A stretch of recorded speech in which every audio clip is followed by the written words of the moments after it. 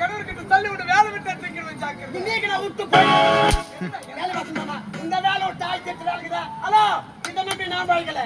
இதை நம்பி நான் போய்க்கல. இதை விட்டு 1008 வேலைக்குது. என்னப்பா இதை விட்டா 1008 வேலைக்குது. கம்பெனியில் இருக்கிற 15 பேர் சொல்லட்டும். பொறமா கப்படியா போற அம்மா கால போறோம். ஒவ்வொருத்தரும் ஒரு தொழில் செய்றாங்க, ஒரு பிசினஸ் பண்றாங்க. ஆமா, பொறமாக்கு இந்த ஆட்டாரத்தை விட்டா உனக்கு வேற என்னடா தொழில் தெரியும்? என்ன வேலை தெரியுமா? தெரியும். ஏமா, இந்த ஊர்ல சைக்கிள் ஒண்ணு எடுப்பேன், நேரா செஞ்சு போவேன், ஒரு பொட்டி ஒண்ணு கட்டுவேன், சேமியா கப்பஸ் குல்பி குச்சி ஐஸ் ஐஸ் ஐஸ் ஐஸ் வச்சுக்கிட்டு போவேன். Ice kulfi kulfi kulfi cycle. ஆமா, சைக்கிள் கரைக்கு உனக்கு ரொம்ப தூரம். என்ன ஏண்டா மறுபடியும் சைக்கிள் எடுக்க போறேன்? என்ன டேய், என்ன? அது சைக்கிள் ஓட்ட தெரிஞ்சவங்க பேசட்டும்.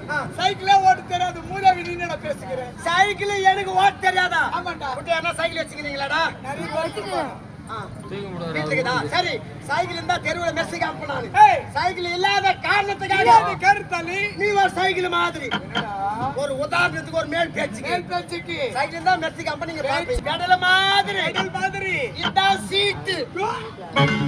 அம்மா, அத நினைக்காத, ஏறி உட்கார்றமே அந்த சீட்டு மாதிரி. இங்கதான் இருக்கா? ஆமாமா, ஏறி உட்கார்ல முடியா? ஒரு மேல் பேச்சுக்கு ஒரு மேல் பேச்சுக்கு ஆகிட்டா இந்த பெடல் மேல காலை வச்சிட்டு காலை வச்சுக்கிட்டு சீட்டு மேல ஏறி இப்படி உட்கார்ந்து உட்கார்ந்து இந்த ஆண்ல புடிச்சு நான்